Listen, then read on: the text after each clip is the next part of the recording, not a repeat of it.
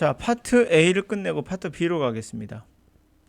영어 독해나 리스닝이나 어렵다고 피하기만 하면 누구나 전문가가 될 수 없습니다. 전문가가 되는 방법은 어려운 것도 피하지 않는 겁니다. 파트 A 했죠? 파트 B로 연결해서 해볼게요. 파트 A에서는 이런 말 했습니다.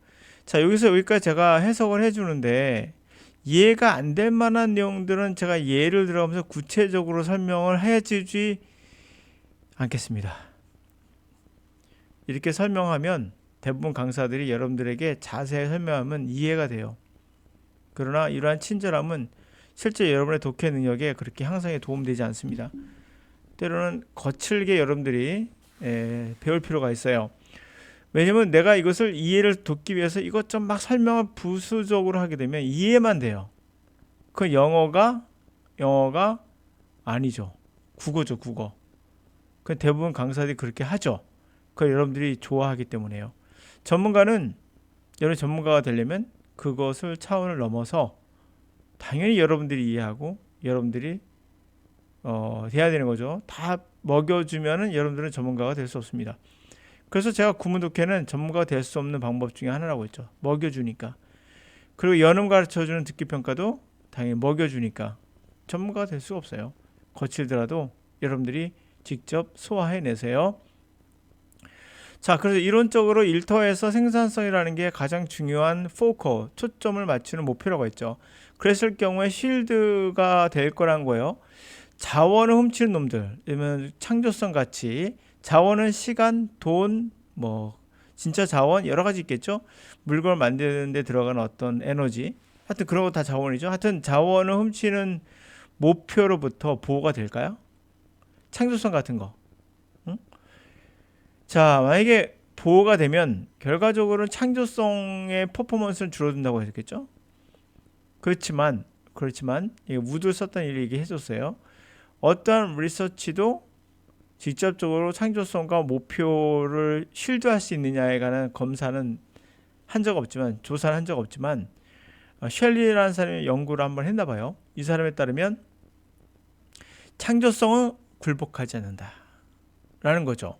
쉴드 효과에 굴복하지 않는다. 쉴드 효과가 뭐였죠? 기억 안 나십니까? 바로 전에 했던 거.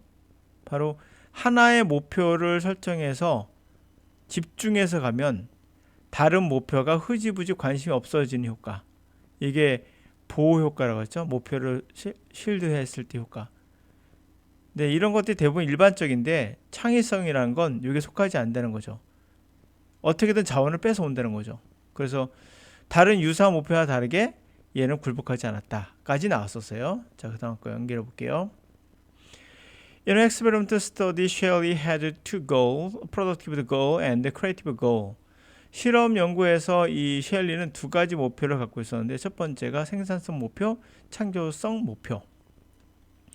When both goals were difficult, then creativity did not suffer and both creativity outcomes emerged. 자, 두 가지 목표가 다 어려울 때, 그러니까 창조성을 이루고자 하는 목표가 있겠고 생산성을 이루고자 하는 목표가 있잖아요. 근데 이 셋 설정을 되게 둘 다 어렵게 했어 아주. 자, 우리에 적용해 볼게요. 지금 독해가 어렵죠, 이 독해가. 이 독해가 어려워요. 쉬운 독해 아닙니다.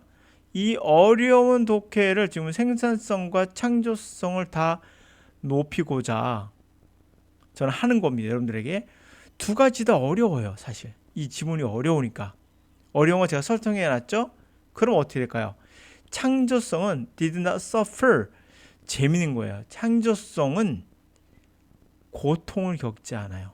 창조성이 줄거나 그러지 않고 얘는 별 고통이 없어요. 결과적으로는 두 가지가 다 보십니까? 생산성과 우리에겐 이해력이겠죠. 지금은 생산성과 창조성의 결과다 둘 다 나왔어요. 이게 중요한 겁니다. 어려운 거 하면은 이해도가 떨어지니까 이 사람은 반드시 생산성, 이해도겠죠. 우리에게는 글의 어떤 읽을 수 있는 능력인 생산성과 창조적인 능력이 떨어질 것 같지만 실제는 그렇지 않았다는 겁니다. 왜 그럴까요? It was only when the creativity goal was set and do your best difficult productivity goal was set, the creativity decreased. 이게 참 재밌는데요. 그것은 단지 창조적인 목표를 설정하지 않고 세팅하지 않고 최선을 다해서 또는 어려운 생산성만을 목표만을 세팅했을 땐 창조성이 줄어들었다는 거예요. 다시 말하면 생산성도 어렵게 목표를 세팅하고 위에 나온 대로 창조성의 목표도 어렵게 세팅했을 때는 결과가 나왔어요. 근데 창조적인 목표를 세팅 안 하고 설정 안 하고 목표를 설정 안 하고 최선을 다하기만 해. 자기가 어떤 뭐 생산성 높이기 위해서 막 단어만 맨날 암기해. 그리고 막 생산성을 높이기 위해서 창조성 필요 없어. 얘는 주어고 얘는 동사고 얘는 목적어야. 막 분석을 완벽하게 해가지고 생산성, 해석 능력만 높여야지라는 생각을 갖고 접근하셨다면 어떻게 될까요?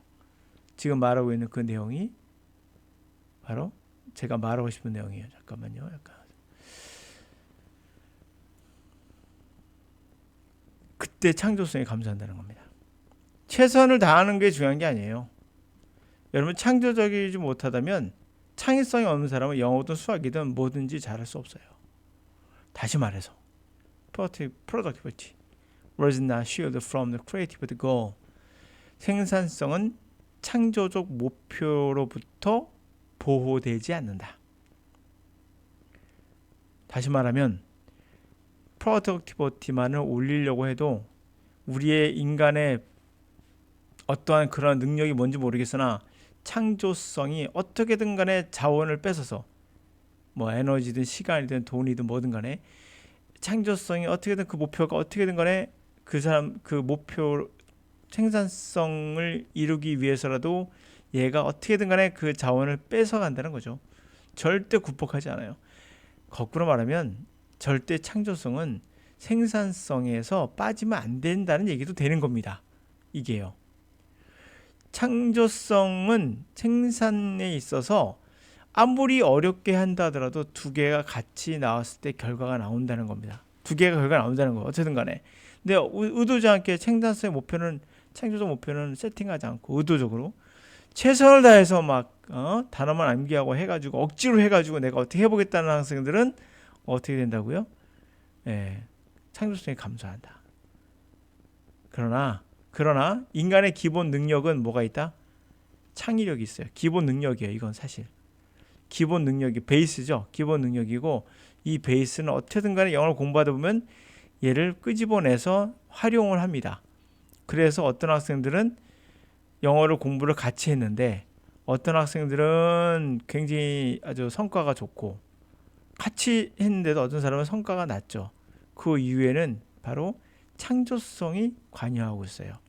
열심히만 하면 안 됩니다. 어떤 경우도 열심히도 필요하지만 생산성을 높이는 것도 중요하지만 창조성을 절대 무시하면 안 돼요. 여러분들 창조성이 뭔지 모르겠죠? 글을 너무나도 지나치게 분석하는 건 창조적이지 못해요. 창조력은 기본적으로 자율성이라는 틀을 갖고 있어요. 근데 생산성이라는 것만 생각하면 안 된다는 거죠. 그래서 단어 만 단어 암기 이런 거로 이제 생산성 높이겠다는 학생도 있는데 바보 같은 짓이죠. 창조성이 같이 동반이 될 수 있도록 그런 수업도 그렇게 진행돼야 됩니다.